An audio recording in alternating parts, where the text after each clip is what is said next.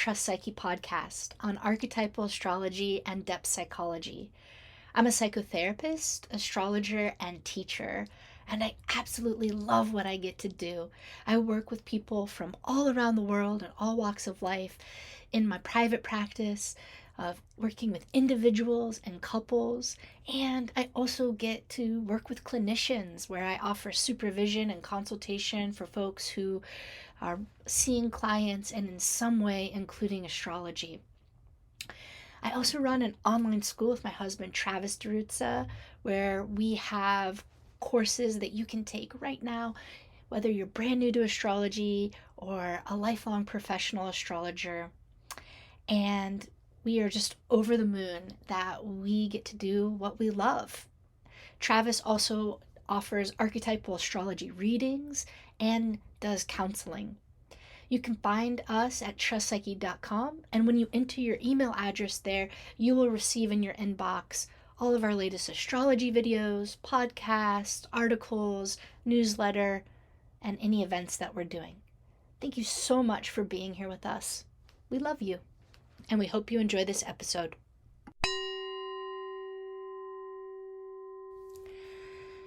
Today's episode is dedicated to a beloved soul cosmic traveler who requested that I speak about the North Node. If astrology is real, then how can we look at the chart to help guide our souls into greater levels of being, into greater levels of creativity, expression, connection, love, or whatever it is that we desire in this human life? If astrology is real, then how do we move from the chart simply telling us about who we are into participating with who we can become? A deep and meaningful co-creation. We are at the same time apart from the universe. We come from the universe. And we're a partner with the universe. It's all of those things at the same time. And that's what we mean when we say a participatory worldview. So, when we look at the birth chart and we look to the North Node, we're looking to our North Star. We're looking to our compass to point us in the direction in which our soul, this lifetime, has chosen its evolutionary intent for greater growth, exploration, healing, and creativity.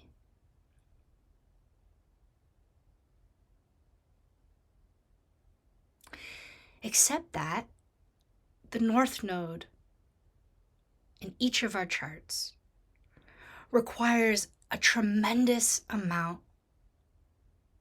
of trust or faith and courage to choose to live into. Because it represents our future and our destiny and our dharma or soul's calling, it also is a place that can be extremely difficult to inhabit. It often feels counterintuitive to the way in which we are built, or our constitution, or our conditioning.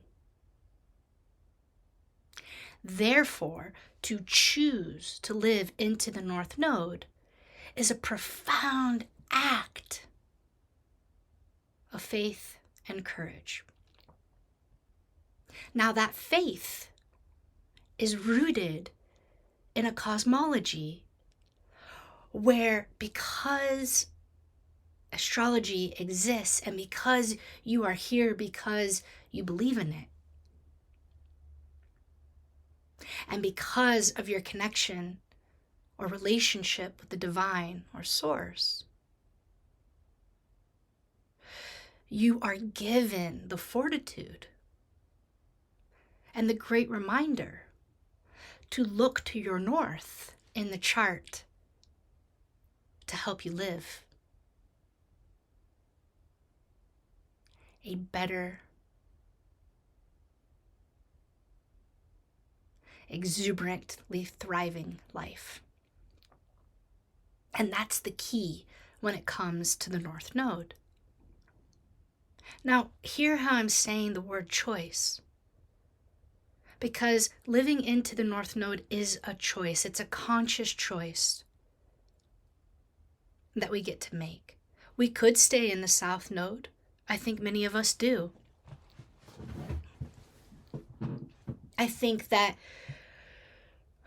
our soul has such a deep knowing and familiarity with the South Node that it often is a more comfortable place to stay. It doesn't mean that there aren't challenges in that or discomfort in that, but I do think overall, because of its familiarity, because of the level of knowing or even mastery that you have in the qualities of your South Node, it's a natural reflex to go there, to operate from that place. Now, you'll know, if you know me, that we're never leaving the South Node behind. It has innumerable gifts in it that we draw upon every day. But because I'm talking about the North here today, what I'm pointing us toward, like a beautiful Cupid's arrow, is taking that leap of faith, stretching back the bow and letting it move toward the North. Now, whenever I feel scared in my life, whenever I feel potentially lost or like I don't quite know what to do, I actually visualize and call forth my North Node. I pray to my North Node and I ask it, what would you have me do in this situation? What is your wisdom for me here? Now, my North Node is in Aries in the first house, and it happens to be my nodal return right now, so it's a very fitting time for me to bring through this message. Our nodal return happens once every 18 years, and it is a initiatory rite of passage that human beings make universally around the age of 18 and 36 and so on. Today happens to be Good Friday in the crucifixion of Jesus Christ here on Easter weekend. And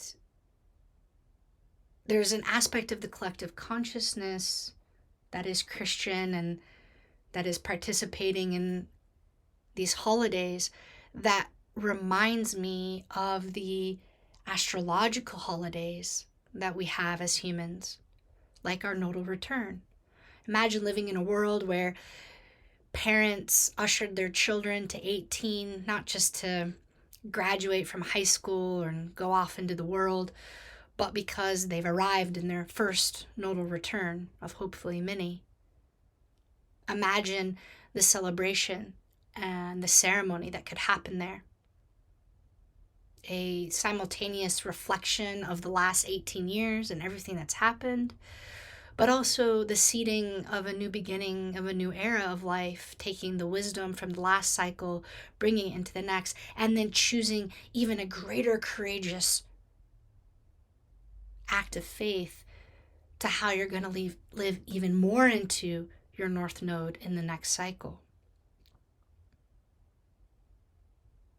I would love to do that for all of our universally shared rites of passage, like the nodal return or the Saturn return. Of course, we do that for our birthdays, but there's so much more we could do there to ritualize our life together as a society. Very 11th house Aquarian vision of mine with my sun in Capricorn in the 11th, always loving these kind of humanitarian visions of what could be possible for our society. In any case, we're also here in the middle of eclipse season. And because it's eclipse season, today's March 29th, 2024, and the upcoming eclipse on April 8th is my nodal return eclipse. So it's a powerful time for me. And part of what I want to do here today is do some deeply personal sharing around the nodal journey, the transformative nodal journey. That is a psycho-spiritual quest of souls who choose to live in an evolutionary growth mindset manner. Now, we don't all choose to live like that, and that's okay. But for those of us who do, the nodal story is an important story of our evolution. So when we look to our north node, we, of course, are looking at both the sign and the house placement. But we're also looking to see, particularly if any planets are conjuncted, any aspect of a planet to your north node matters. But I'm going to kind of distill this one into, for me, my north node in Aries in the first house conjunct my moon in Aries. Now, what I want is I just want for what I'm about to say to wash over you. And I want you to do two things. I want you to notice what it activates for you. I don't expect you to share the same nodal journey story as me, but I would expect that through this listening, it's going to touch and activate your node in some way that I hope is deeply empowering and healing for you. And to just hear the way in which I make meaning of the node and then ground it and root it in my life. I often get asked this question as a teacher. Where do you look to in the chart for this? Where do you look to for the chart in that? And it makes me realize that I actually want to do a whole seminar on where to look in the chart for X, Y, and Z and all of the big questions we get asked as astrologers. But for now, I'm just going to go ahead and do that for us with the node.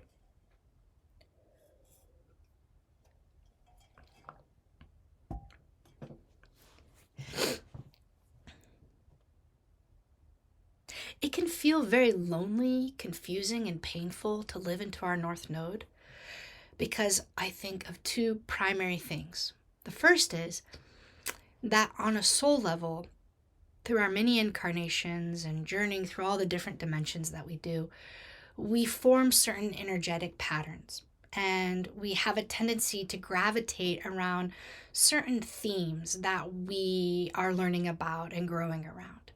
Those repeating patterns often then get represented by your south node. It's the patterns, the energy, the tendencies, the dynamics, and the gifts that you're bringing into this life from your previous incarnations. I think it's like a recent clustering of archetypal themes that your soul is getting to experience and therefore learn and grow from. There also can be something unresolved in the south node, unresolved wounds, that are brought in. And so the north node as a direct axis is the connection point of the continuum of moving into some of the healing for the south node by living into the north. Now, the second reason why I think it's challenging or counterintuitive to live into the north node is because of our conditioning in this current lifetime from our childhood. So a lot of the ways in which we were conditioned and our values were put into place by our family, by the communities we're in, are seen in our south node. So the south node biographically has a rich story to it because it's where a lot of, I think, our identity and knowing and even potentially self-worth comes from.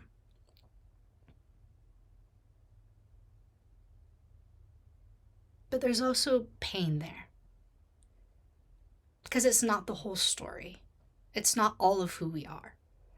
And in a way, we're ready to move beyond or grow beyond that thematic archetypal clusters of themes that we see in the South Node. It doesn't mean leave it behind. It doesn't mean throw it away. It doesn't mean dismiss it or anything like that. I'm not into any of that. But what it does mean is that there's more to the story. And so when we have the courage to move into the North, we actually get to see our human development and our psycho-spiritual development move into a whole other realm of being, which can be both exhilarating and terrifying at the same time, especially depending on how the people in your life around you, whether that's your family or your friends or your community, responds or reacts when you live into your North Node, which sometimes can be disruptive for them because it's different than what they're used to in you. It's different than the identity they know you in, or it's different than maybe even what they expect of you in the role in their life. It's always difficult for us as social creatures to disrupt the social systems around us when we change. It's probably the most challenging part of changing as a human being, is the way that that impacts the people around us and their reactions, their feelings, their responses to our change and to our growth. It's probably one of the number one things that keeps people from having the courage to change. Because we are all deeply relational and interdependent beings. Now, I want to say that for me, having the North Node in Aries in the first house is about the courage to choose self. With my South Node in Libra in the 7th, I am deeply conditioned and skilled and masterful at relationship, at choosing other, tuning into other before self, and using all of my gifts and abilities for the other. Not for me, but for everyone around me. That I have the ability to understand human relationship, human desire, human needs. That I can intuitively perceive what another person needs and wants, often before they can. And so this makes me highly adept in being in relationship. And it's why a lot of people have liked me. Because gosh, who doesn't like somebody who makes you feel really good about who you are, makes you feel special and seen, such a primary human need to feel seen and valued, and someone who truly cares about you, but also can have a tendency to please, to caretake, to fawn, to self-sacrifice, right? South Node in Libra in the 7th is excellent at self-sacrifice and self-betrayal in order to put the other person first, please them, make them feel good at the expense of self, which some people would call codependence and enabling. Now, I have infinite signatures of this South Node in Libra in the 7th house in my life, in my biographical life, which I'll share in a moment, but it's also why, in the really beautiful aspects of my life, my special interest as an autistic person is people. I love people. I always have since the day I was born. I love people. I love understanding people. I love relationships. I understand relationships. I love being in relationships. I love being married. That's a very seventh house thing. Partnership, marriage. I love collaboration. I love co-creation. I love harmony and beauty, reciprocity. These are my ethics. These are my principles. These are my morals as a human being. It's why I'm a psychotherapist. It's why I love astrology. It's why I studied sociology, psychology, culture, is because I love people and I love relationships and I love all of the brilliant creativity that comes out of human beings coming together. I truly love it. And I'm really good at being a part of that. So we don't want to throw the baby out with the bathwater. We don't want to throw babies at all because that's illegal. But, it's like, it's incredibly important for us to recognize the gifts and honor them and even have immense gratitude for them. I mean, I make my livelihood from my special interest in people. I get to do what I love because of honoring that Libra South Node in the 7th. I also live a very creative life, a very magical life, and my friendships are incredibly important to me. And my friends know how much I love them and how I would do anything for them. But within that, you can hear how it would be easy for someone with a Libra South Node in the 7th to be taken advantage of, to be used for those abilities. And I have. And so a deep lesson for me this lifetime has been how to choose self. And let me tell you, folks, before I got into therapy, I didn't even have a self. I didn't even know who I was. I didn't know what I wanted. I was not in touch with my desires. If you asked me, what do you like? What are your desires? What do you love? I would not have an answer for you. I think that sounds shocking even to me now, but it's true. The first house is about the self. And Aries is about I am.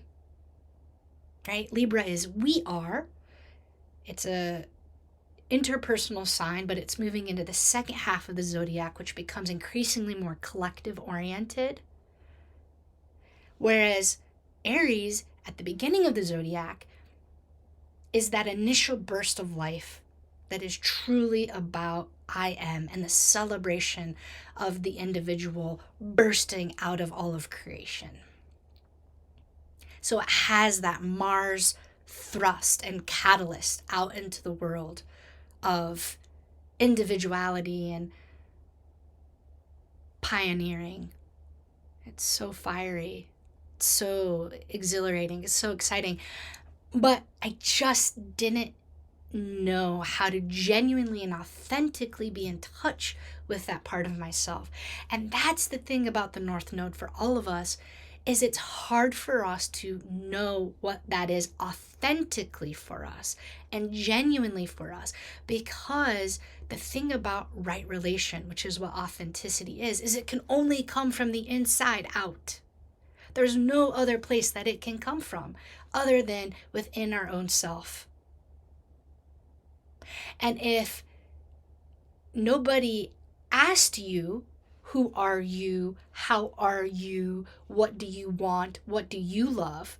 But it was all about how you could serve them and help them and take care of them, then you're not going to know how to do that. So for a lot of us, nobody asked us about our North Node needs. For a lot of us, we haven't been given that guidance and that support to go into it. That's why it takes so much courage to live into it. Now, imagine living in a world or being raised by parents where they knew your chart and they were like, oh my gosh, let me help facilitate this North Node process. Yay! Awesome! Have a little sign. Good job! That's your North Node. Woo woo! You know, getting that reflection from your parents or from your friends, like, whoa, you just did your North Node. And like building that muscle, because that's all it is.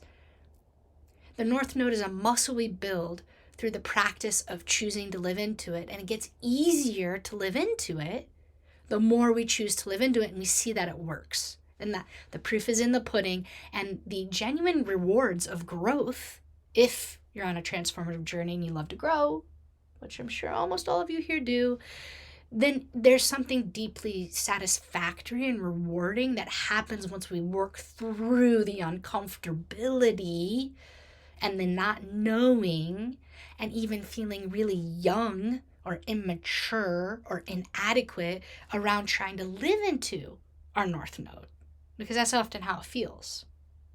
So I think on some transpersonal level, when we look at the South Node, we're looking at a soul's evolution, as I said, through many different incarnations in these thematic archetypal clusters of growth and learning. But when we look at our biography, we then see that be brought down to earth in our childhood. And for me, one thing that often comes from a child who is conditioned to be a caretaker, a pleaser, self-sacrifice, fawn, give everybody around them what they want, is that lovely word of codependence, which essentially is just loss of self and self-abandonment or betrayal in order to make the people around you happy. And that often is a signature of a child of alcoholic parents, and is what Al-Anon is all about, right?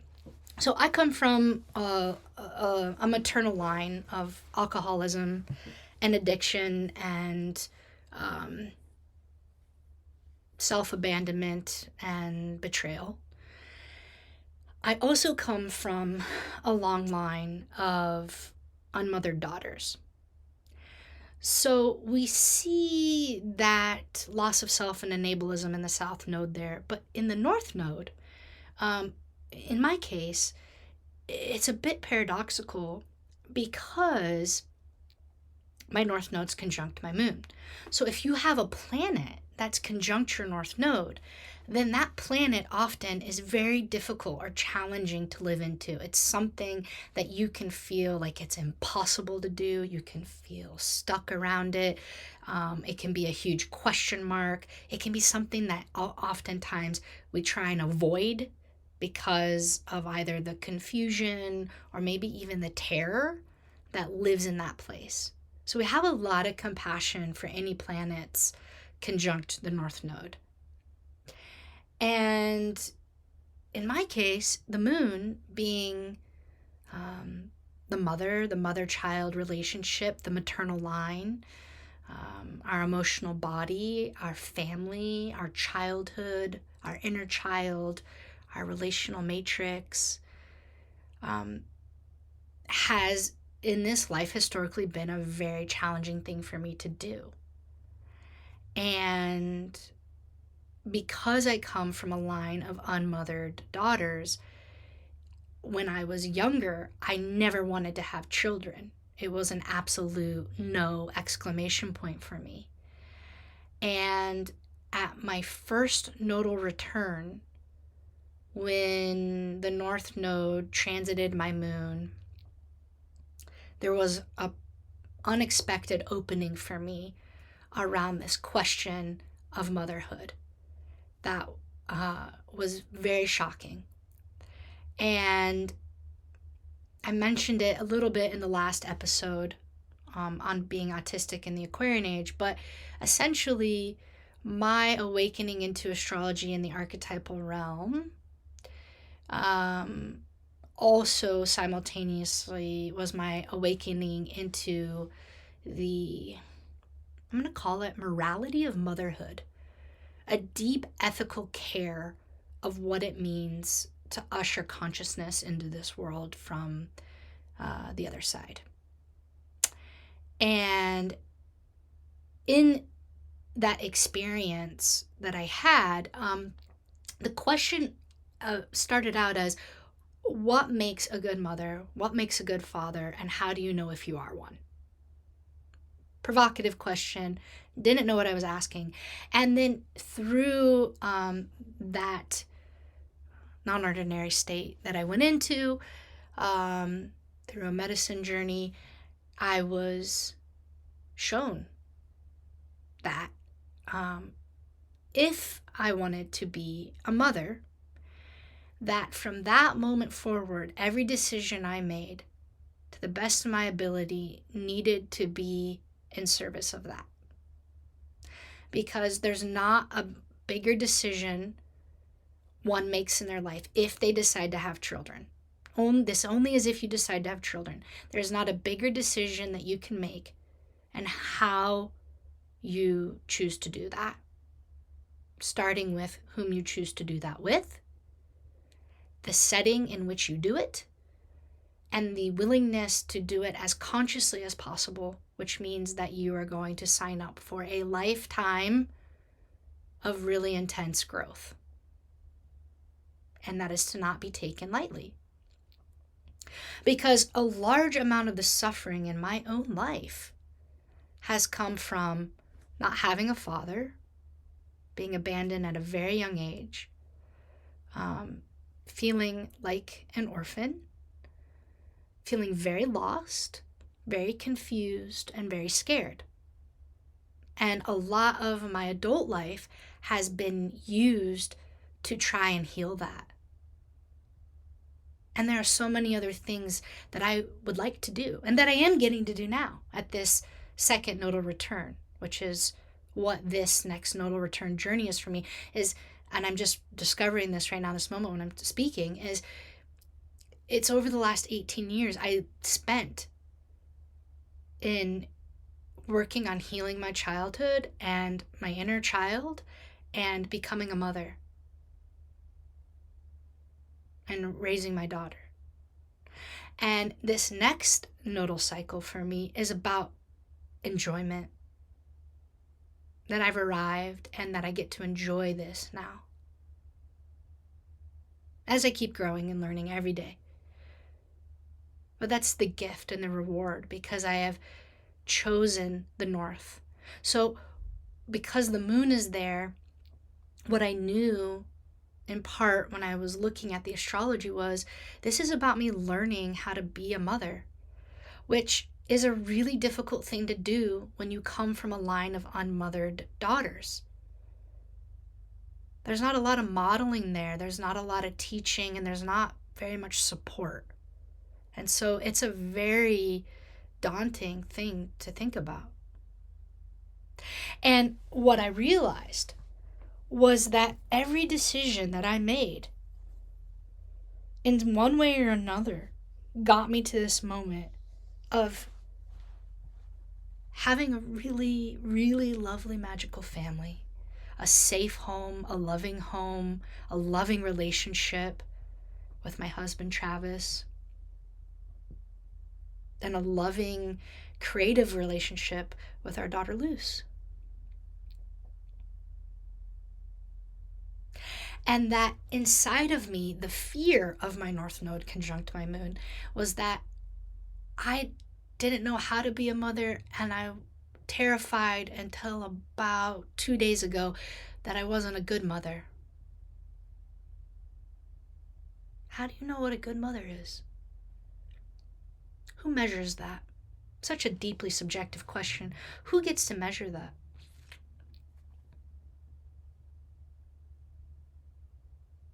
And in talking with my husband and reflecting on the question and saying, today's the day I choose to put that down, wondering if I'm a good enough mother. I'm a great mother. There's nothing more in this world I care about than my family. And I will do anything for their happiness and to protect our world, our safety, our home, and the lives that we live.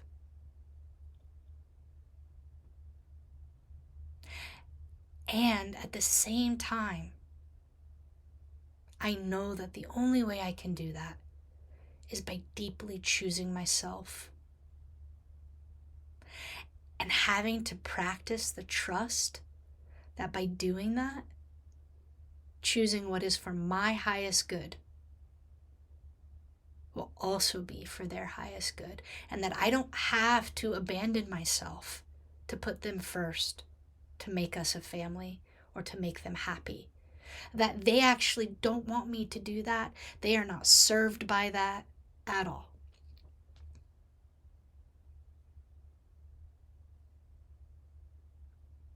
Much easier said than done.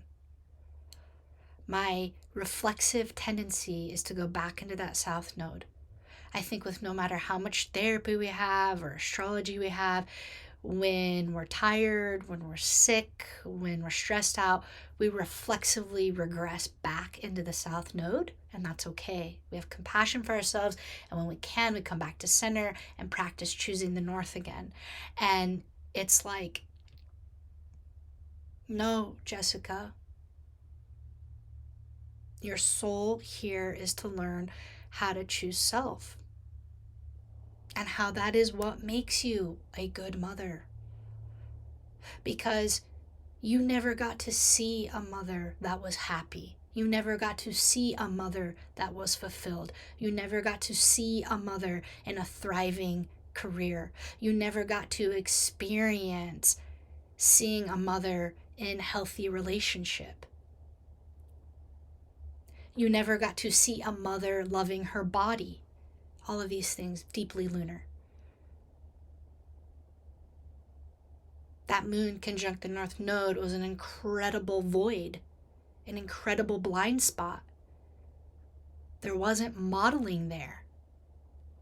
We have to be modeled as human beings. It's part of the gig, because we are deeply relational beings and so dependent when we're born on our caretakers. How our caretakers relate to us and then also live their life is the fundamental imprint that we carry in our being, consciously and largely unconsciously, which is also the moon, is embedded these primal memories that live in our body that we often don't have conscious memory of. And those are our caretakers. Those are our parents. How they live.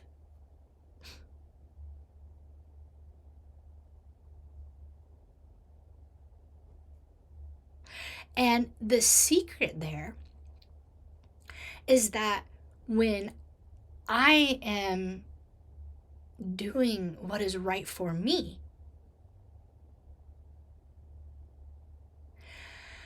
I am not only nourishing and nurturing myself, which is what the moon is about, but I'm also regulating my nervous system. I'm calm, I'm centered, I'm present. And the greatest gift we can give our children is a regulated nervous system, because children's nervous systems draw from our calm. When we are calm, they can be calm. When we are thriving, they can thrive. When we are in love, they can be in love. When we are present, they can be present. It's the most simple thing, and yet I find one of the least talked about and practiced things within families. The majority of suffering and dissonance that I see in families today, and I'm saying this as a psychotherapist and as a mother, is from parents with dysregulated nervous systems, living in chaos, reaction, anger, dissatisfaction, and children living in a home environment and in a body, all the moon, that is chaotic or feels unsafe. And every problem we see in the world today is directly rooted in that. Every problem we see in the world today is directly related to that. We are genuinely parenting for peace, because peace starts at home. It starts in our home, it starts in our bodies, and it starts in the relationship with our caretakers as children. That's where inner peace starts.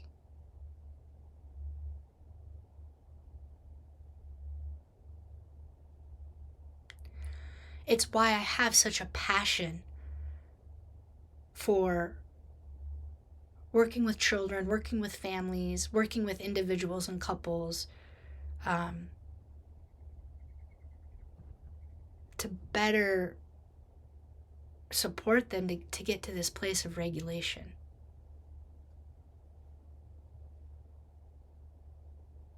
I don't think I ever experienced that once when I was a kid. And the anxiety that I carry in my body today, that I have to work on every day to move through, is in large part comes from that.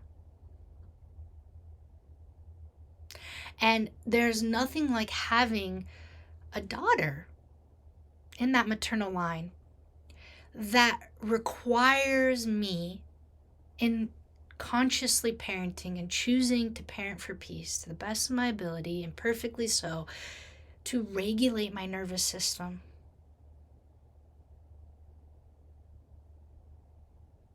That means taking time for myself.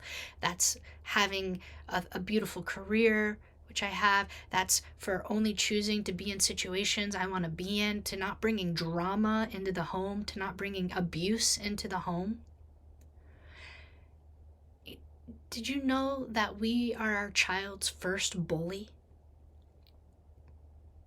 The shaming messages that we give them, the way that we put them down or try to dominate them. Our parenting structure today is mostly comprised of profound hypocrisy and a hierarchical top-down model of domination and control that comes out of a parent's unresolved childhood wounds and feeling powerless in the face of a child, being developmentally wherever they're at in being a kid, getting triggered, and in that needing to regain a sense of power, and then somehow making the child feel bad, either through spanking them, making them cry, shaming them, so that the parent can get a momentary alleviation of their sense of powerlessness and regain power over the child. And so you want to know why we live in a world today where our government looks the way it looks, why we're going to war, why we're unhappy with our bosses? It all starts in the parent-child relational dynamic. Now, this is an extremely difficult place to live into because it hasn't been modeled to us, and there's a new generation coming online, and people waking up from the older generations who are choosing to do better and saying sorry and taking responsibility. It's happening. It's incredible. Very difficult, because the more generations there are behind you in whatever those dynamics are in your family patterns, usually the more difficult it is to release those energetic patterns. And it doesn't just happen in a medicine journey. Yeah, that can help, but that it is a daily practice of choosing to do differently. I actually didn't realize the profound ethical devotion that I've had to children and motherhood until this past week. I had 2 experiences that took place that woke me up to this reality and seeing myself more clearly in that telos of the North Node.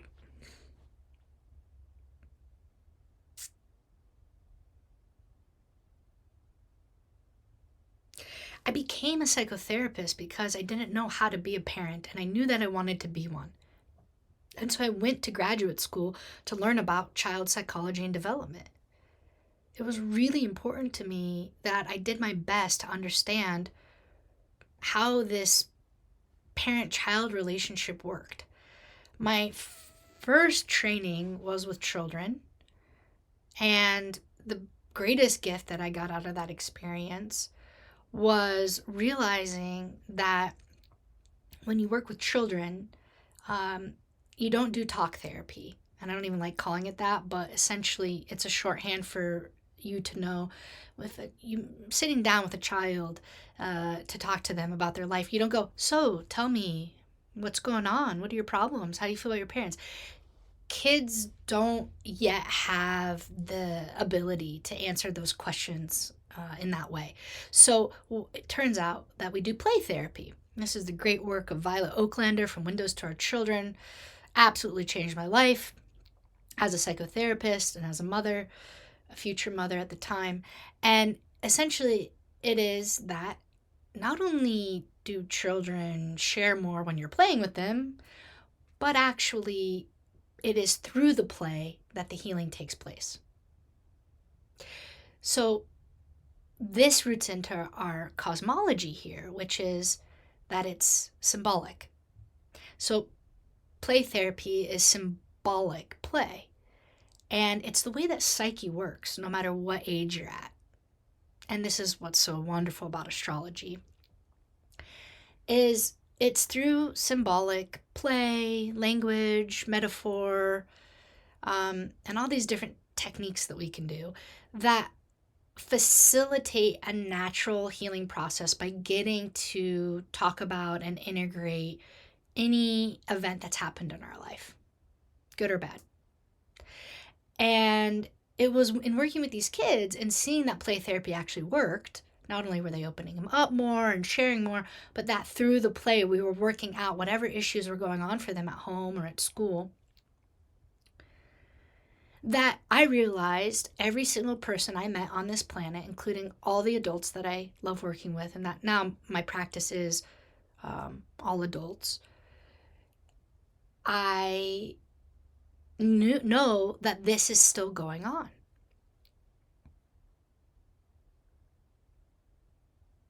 That means we can be anywhere, anytime, doing anything, and I can hear symbolically what's going on for a person and understand what's going on for them enough to be able to use some of those gifts of that South Node in Libra to relate to them in a way that has the opportunity to facilitate some kind of transformative process, if I so choose.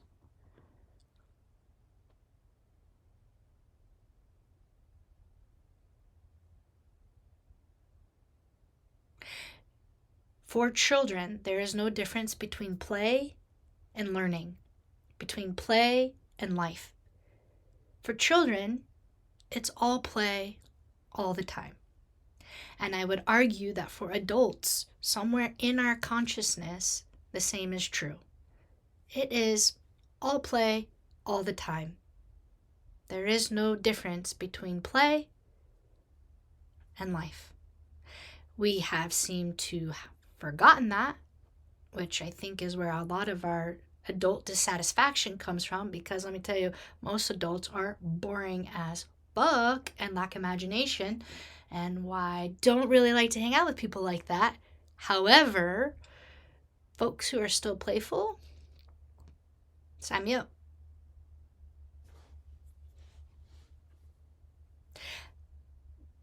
The other thing that happened, and I'll end with this, is this week, our daughter Luce got her formal evaluation to get autism diagnosis, so that we chose to do that as a family because we get more support. We get more services, more help with occupational therapy, speech language therapy, and it also helps Luce in the school system and for us to better advocate for her. So our family chose to do that. We chose to go with someone where it would be the fastest turnaround time with the least amount of impact on Luce.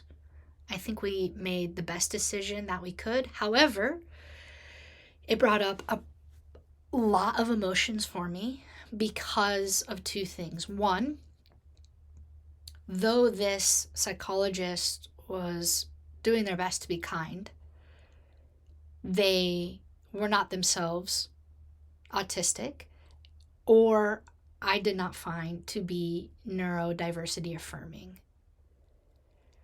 I actually think that it's unethical for a psychologist or psychotherapist to give an autism evaluation without either being on the spectrum themselves or being highly trained by someone who is autistic to give those evaluations in a compassionate and informed way, and then get the feedback back from autistic folks that they felt that it was kind.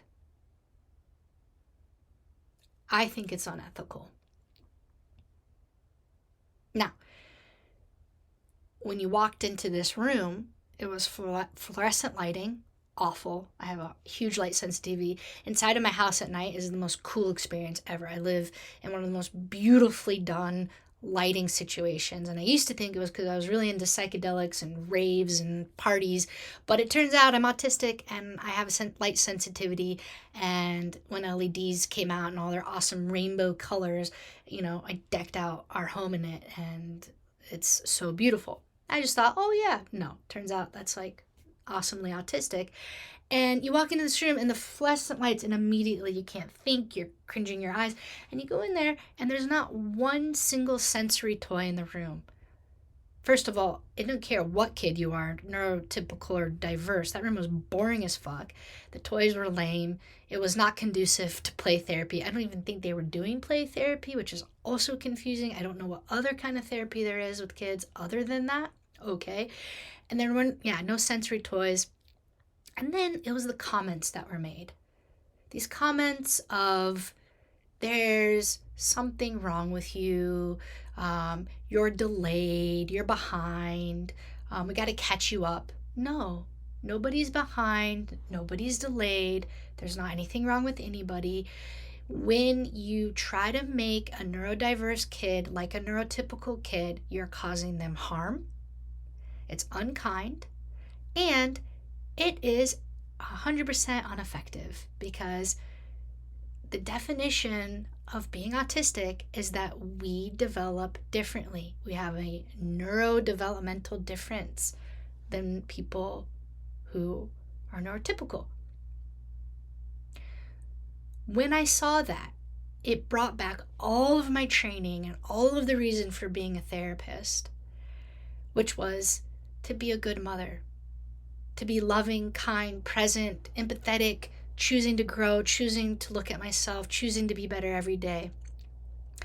And learning, I went to grad school to learn how to be in a healthy romantic relationship because I had never seen one in my entire life, and that is not an understatement.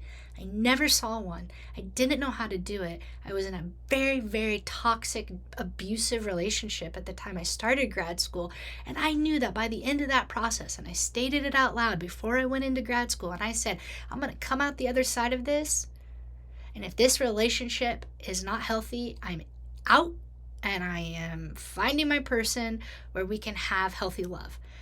And that is exactly what happened. And I thank grad school for helping me learn how to transmute some of the toxicity of the South Node in Libra in the 7th of unhealthy, enabling self-betrayal, relational dynamics.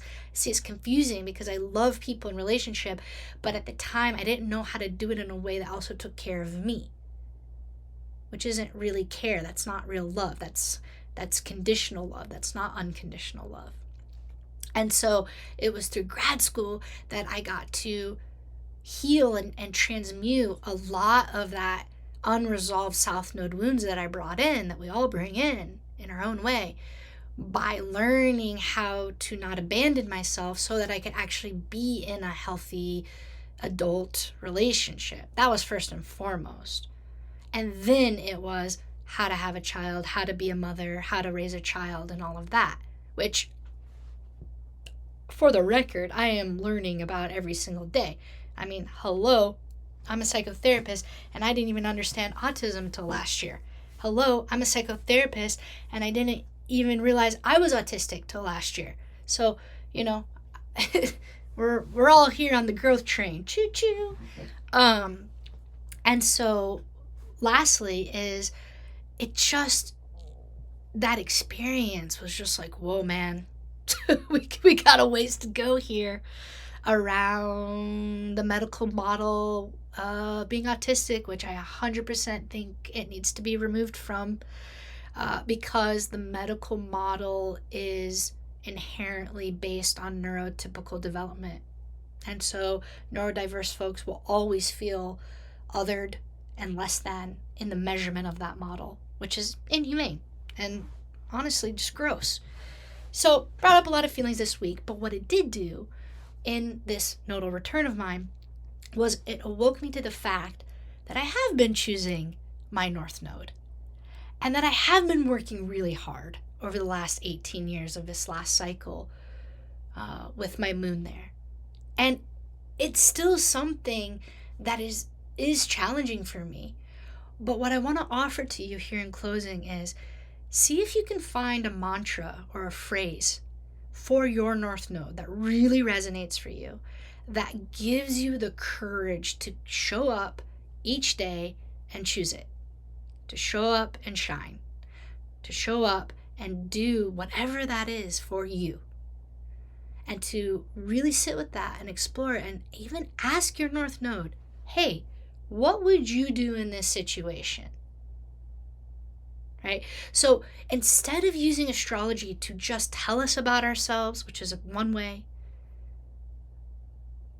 perfectly wonderful way, but there's also another way.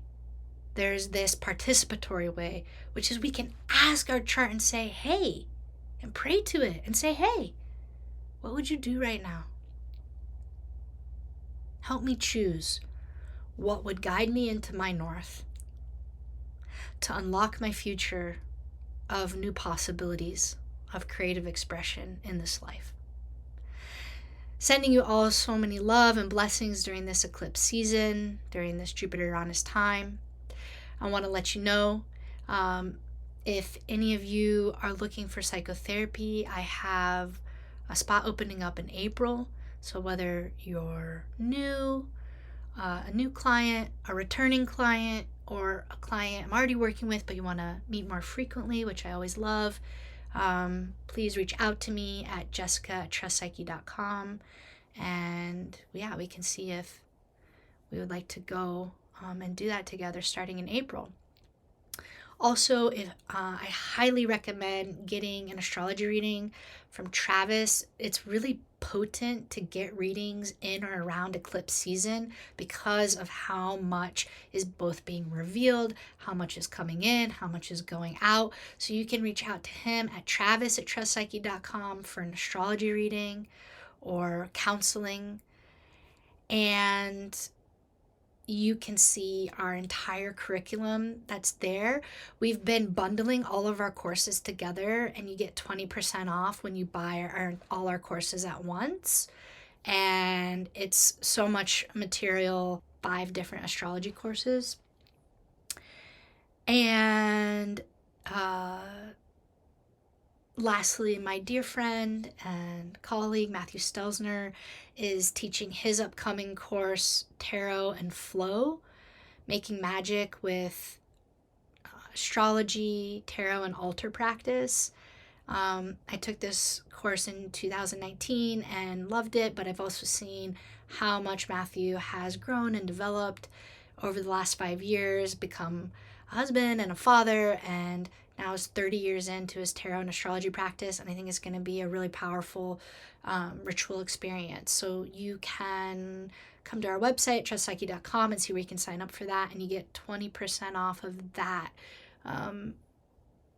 over the next week. So I encourage you to check it out and sign up. And as always, thank you so much for being here with me.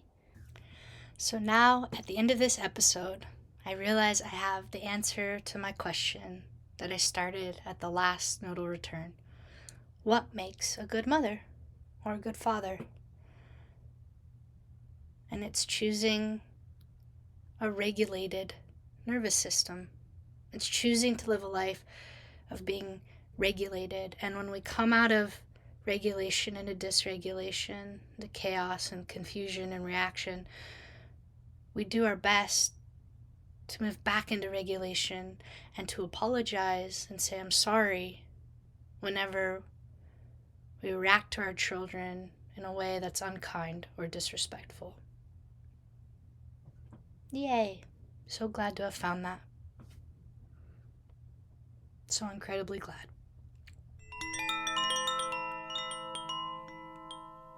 We are dreamed into existence. What we do with that dream is up to us. How we dream is as important as what we dream, for the what of the dream knows itself through the how.